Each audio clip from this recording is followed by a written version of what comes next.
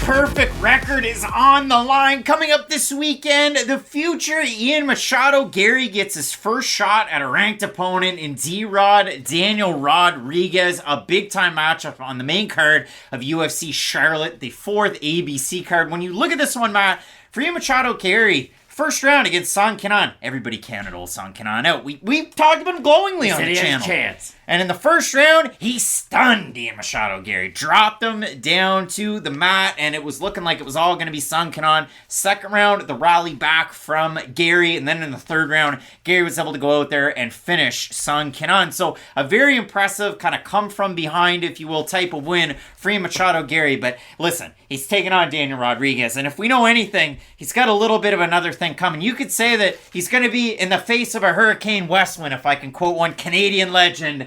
Rest in peace, Gordon Lightfoot. When you said another thing coming, I thought you were going to say, like, Hell Bent for Leather by Rob Halford. No, not that. But when you do look at this matchup, Matt, for Machado Garry, I mean, another big step up in competition, and this is going to be his first true southpaw. Now, he did fight Gabe Green, who's on this card earlier on in the evening. He takes on one Bryan Battle. Green will switch his stances quite a bit, but this is the first true southpaw since Jordan Williams. And in the fight that Jordan Williams had, I know Williams got finished in the first round, but look at Garry's face by the end of the first, and every single straight left that Williams threw landed in Machado Garry's face because Garry did the old pullback every single time with nothing until the pullback finally turned into a pullback right hand, and that was what finished Jordan Williams. So we'll see how that plays out against Daniel Rodriguez, who likes to jab and throw either a straight left or a left hook. But when you look at a matchup like this, Matt, again, two guys that like to get it done with their striking. I know Machado Garry's background is in boxing and judo, and Daniel Rodriguez has some submission wins on his record.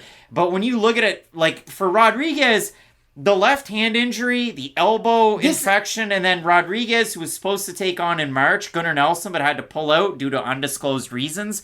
There have been a lot of things that have kind of added up for Rodriguez. Do you know what I hate about this fight? It's the exact fight you would put together if you're the matchmakers for the UFC trying to push a guy like Machado Garry. Like, if you're Sean, I don't think Dana White watches every single fight, to be fair, so it's probably Sean Shelby.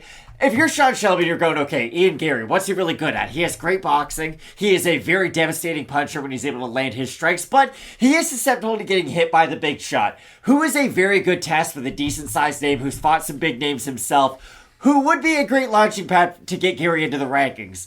Well, Daniel Rodriguez eats big shots, can land his own big shots. If you shoot lazy takedowns, he will make you pay with some of those submissions like you mentioned, because Daniel Rodriguez is not a guy who's going to go out there, shoot double leg takedowns, take your back like Damian Maia and choke you out with rear naked chokes. But if you shoot lazy takedowns, if you leave your neck in a poor position, like we saw in Tim Means do because he got overwhelmed by the striking, D-Rod can make you pay for those bad positions, and that's why I do think this is a very good fight for Garry to really test himself to get into the rankings, because, okay, if those defensive liabilities that you have had on the way up are still there, well, D-Rod's going to show them. He's going to hit you with a big left hand. He's going to rock you. And he does have a good avalanche after he hurts his opponent to really finish a guy like Garry, who is a little bit green behind the ears. So I think for Garry, if he's able to land on the back foot like we had seen after he got past that initial speed bump, against Song Kenan, then I think he will look great. But again, those same defensive problems are still going to be there. And if D-Rod is able to land with power, we know how big of a power guy he is. If he's able to land with power consistently throughout the matchup,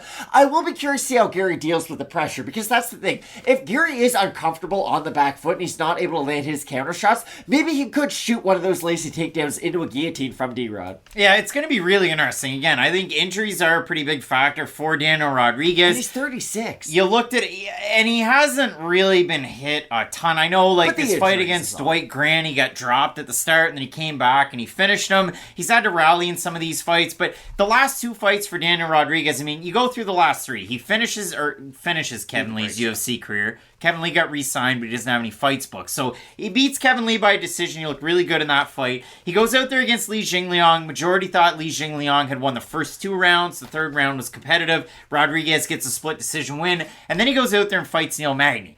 The big shots that landed for Daniel Rodriguez amounted to quite a bit against Magny. They didn't, force him back way too much, but Rodriguez, late in that fight, grappled a little bit. That's what ended up getting him down to the mat and got him submitted against Magny. So, tricky stuff there. We'll see how Rodriguez comes into a matchup like this. Again, he was due Gunnar Nelson. Nelson ended up getting the short notice matchup against the aforementioned Bryan Barberena and ended up finishing him hit on the mat. But when you look at it for a guy like Daniel Rodriguez, what does he do really well? Paws the jab out there, doesn't throw a ton of leg kicks, throws his left hand as either a hook or he throws it straight down the middle. All shots that land against Ian Machado Garry. Machado Garry is a little bit more likely to land a leg kick in the matchup, but again, the southpaw nature of a guy like Daniel Rodriguez could and has caused Ian Garry problems in the past. So you look at the odds in this one, Machado Garry goes from being a minus 720 against Song Kanan, who was coming off a 2-year layoff, to a minus 240, 250. Rodriguez in the comeback, a plus 200. You have a look at the Tapology votes. Surprise us there to you. I'm going to say over under 80% Machado Garry. I think they'll be over. Think they're going to be over? They're I've under. been terrible at this, Craig. 678 total votes, 73% Machado Garry, 76% by decision for the 27% that have Rodriguez, 60% by decision, and 32% by knockout. Before I did my tape study, was going to pick Daniel Rodriguez. Just like flip a coin, I was going to go with Daniel Rodriguez because in my mind's eye, again, it was watching Machado Garry having so many issues with southpaws, with leaving his hands down, with pulling back and not kind of landing that right hand until he did against Jordan Williams. But for Rodriguez in the last two fights, I know he had that switch up on a day's notice against Li Jingliang.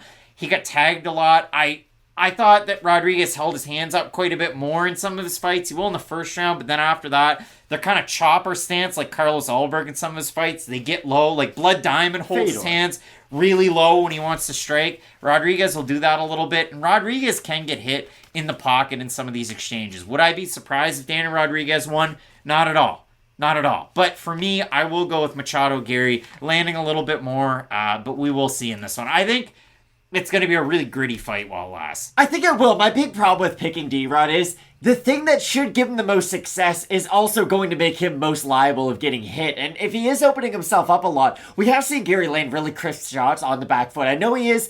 I worry every single time he backs up, honestly. He backs up with his chin straight up against the fence. You don't really love his posture against it. So again, D-Rod has all the skills to win this fight, but I do find myself picking Garry. Both of us going with the future Ian Machado Garry. If you're a Daniel Rodriguez fan, and I know there's a lot of them out there with Fight Night picks, let us know down below in the comments section who you have. Matt, we talk about big-time matchups on this card. The's a few left, and you're not going to want to miss them. Keep locked in with Fight Night Picks, we always say. Let's get into it.